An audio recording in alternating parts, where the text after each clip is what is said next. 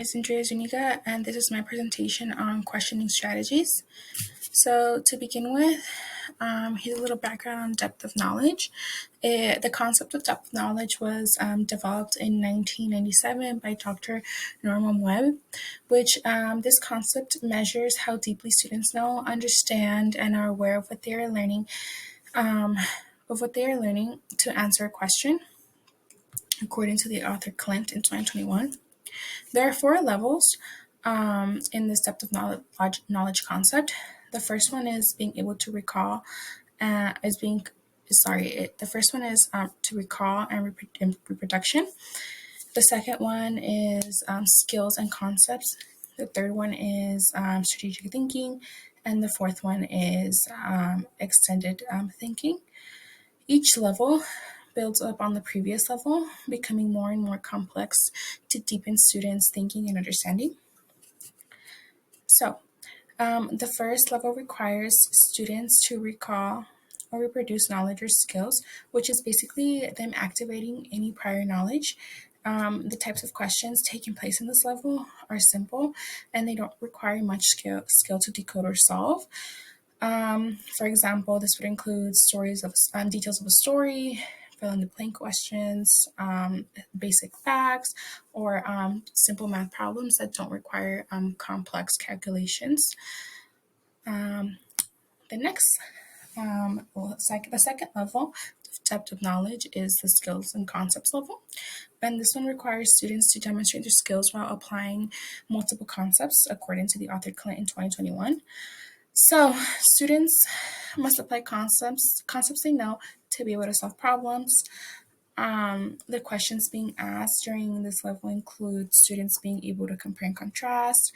They have to be able to summarize, create timelines, conduct diary entries, and complete graphic organizers. So whatever they're answering or completing, they're doing it based on concepts that they're applying. So the third level of depth of knowledge requires students to explore questions with more than one possible outcome and solve real-world problems, according to Clint in 2021. So in this level, students here must be able to answer complex questions by explaining their reasoning with supporting evidence. These questions ask students to elaborate, to explain why they chose certain answers, and be able to draw conclusions from what they have learned. So in this level, students are answering questions, but they have to be able to give the reasoning why. They just can't simply answer. They have to be able to back up their answer with sufficient evidence and reasoning. The last level is called extended thinking, and this is the fourth level where students are required to use extended thinking as they integrate higher order thinking process, reflection, and adjustment of plans over time, according to Clint in 2021. So here, students are faced with questions that require higher level thinking and involve collaboration with others. So many times, because we often see project-based learning taking place during this fourth level, because students are coming together to find a solution to a problem, and there is constant collaboration and communication with each other. These questions include having students such as creating a thesis or developing a persuasive argument, or gathering information to support their ideas. So these questions in this level are way more complex.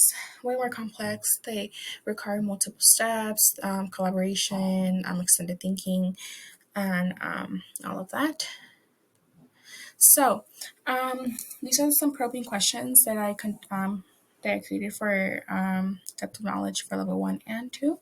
So the questions for level 1 are requiring students to answer without giving it too much thought, or with information that they might have learned, previous years or earlier in the year.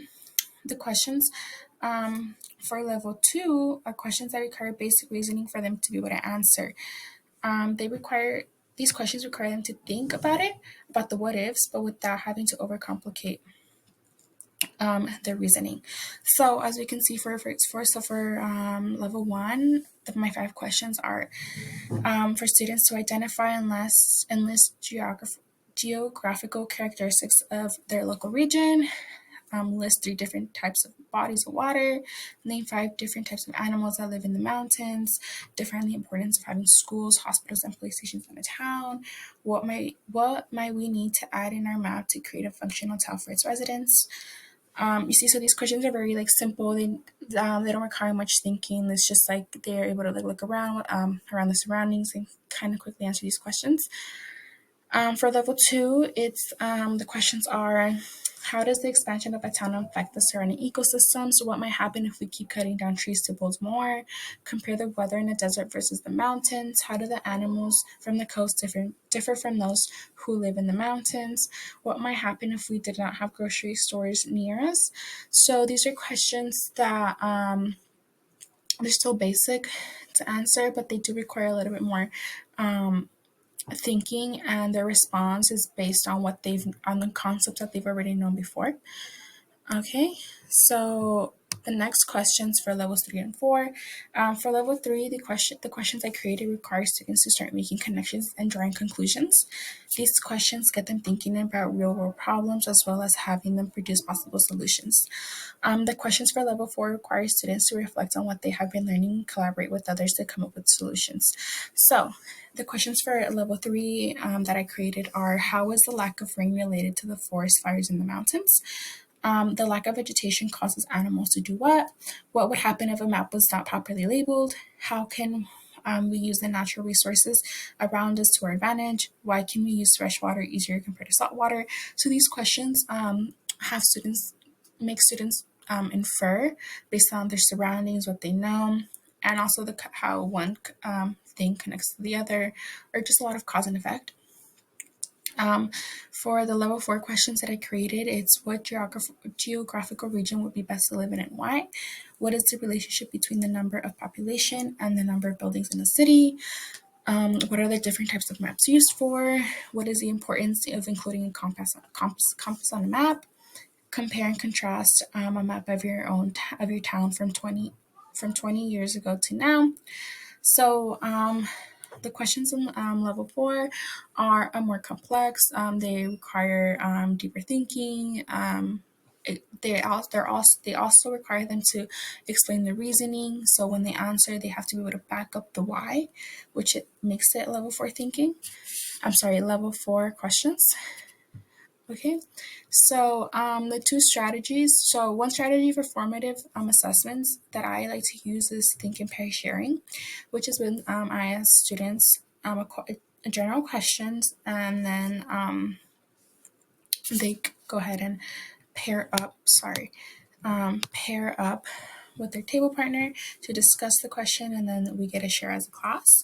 So this allows me to see whether students are understanding the concept or if I need to slow down and review. Okay, so the question I wanted to ask for my formative assessment is: what would happen if a map was not properly labeled? And then they get a chance to think about it, talk to the partner, see what their partner has to say, and then we share as a class. And this lets me know if they are understanding the concepts of a map. And if not, then I would stop. Then I would go ahead, stop right there, and review the concepts of a map, and before we move on to anything more complex. Summative assessments are usually done at the end, just to see how much information they have learned and understood. And for me, a strategy I like to use are final projects, because they tend to final projects give students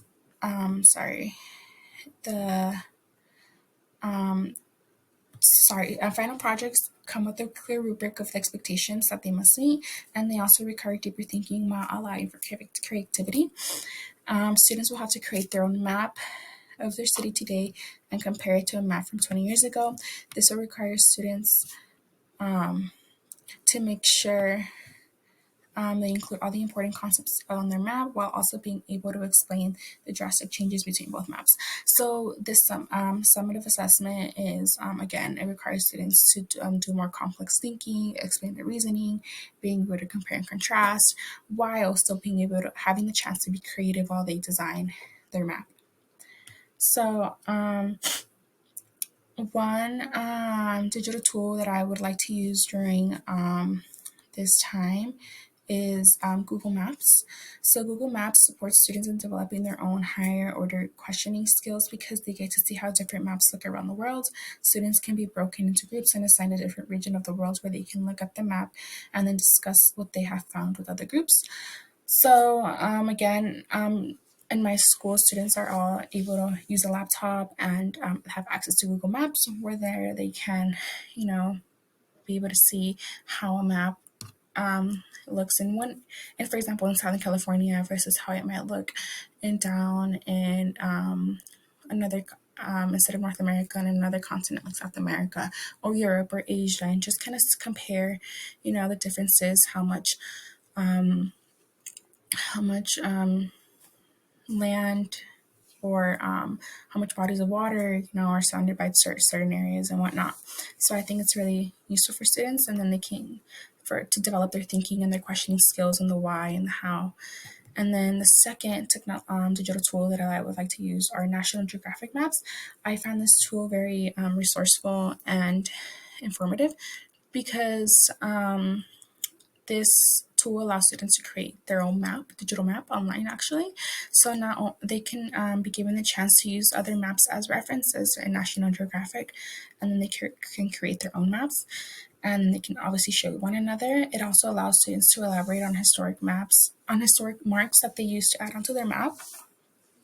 So it gives students the opportunity to just kind of like write like a little column or strip explaining certain key points of their map that might be important to share with the public. And this form of digital map is more accessible to students because it allows those who struggle with fine motor skills to still create a map. So for those students who still might struggle to hold a pencil or draw, many times we see frustration, and to decrease that, digital maps are great because they're still able to do it all on the computer. So it still gives them the opportunity to express their knowledge and how much they have learned. So, yeah, and then these are my resources. Thank you for your time.